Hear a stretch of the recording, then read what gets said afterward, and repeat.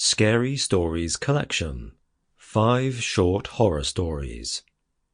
Written by Stories from the Attic. Narrated by Mcconnell. Shut In. The day the quarantine was announced, the only thing I could think of was Mother. Yes, behind that, the memories crept closer, shadows and dark things, not forgotten, but suppressed, the knot of fear in my belly that had been tied long ago. But more than that, more than anything, I thought of her. In the 56 years since she arrived in Britain from Turkey, not once had she spent an entire day inside. In fact, it was rare to see her spend more than a few hours indoors. When she did, she restlessly moved between rooms, pacing and shifting from one seat to the other, always inching closer to the doors, to the outside. Most often, when I went round to visit, I would find her in the garden, or sitting out on the front step, waving to children and sharing jokes with passers-by, for whom she had long been a fixture.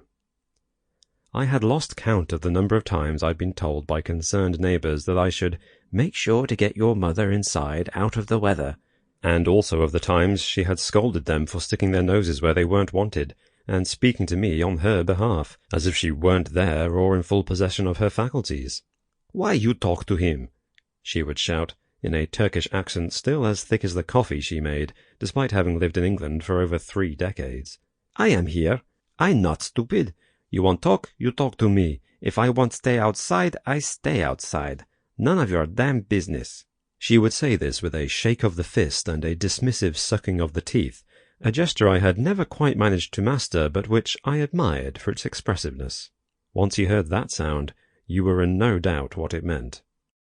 I must admit, however, that despite her stubborn consternation, at times I had agreed with the neighbours.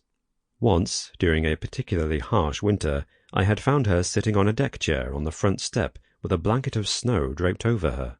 Beside her was an upright electric heater that she had dragged outside and angled in such a way that it would provide some warmth and protection against the elements. The wire for this heater had been stretched clumsily through an open window.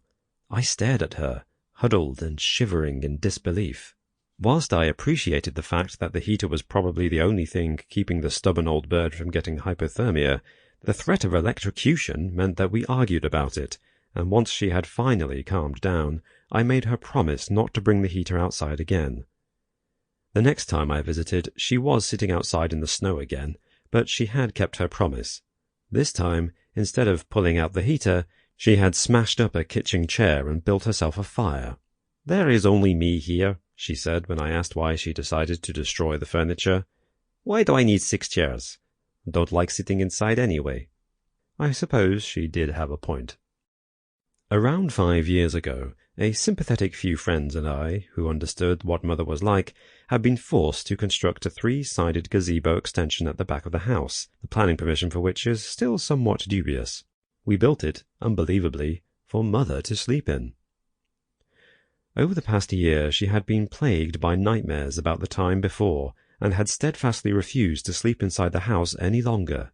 Instead, she had taken to dragging her mattress into the back garden and sleeping outside, either on the grass, on the paving stones under the large fur blankets she assured us were used by shepherds in the fields, or under the small porch in front of the house. The building we were forced to put up was glass on 3 sides, and completely open to the elements at the front. Along the back wall, we attached a network of radiators and heaters to wastefully warm that portion of the room before the heat escaped, and pulled her bed in front of it. My mother, at 76 years of age, slept in what was little more than an upmarket greenhouse with an open front. But then, that was how she liked it, and heaven help anyone who chose to tell her otherwise. Not that she had any trouble sleeping. Despite her advanced age, my mother's usual way of avoiding being shut up in the house was to be as far from it as possible. Even at 76, she would walk somewhere close to 15 miles a day, disappearing into the hills that surrounded the town and wandering for hours on end.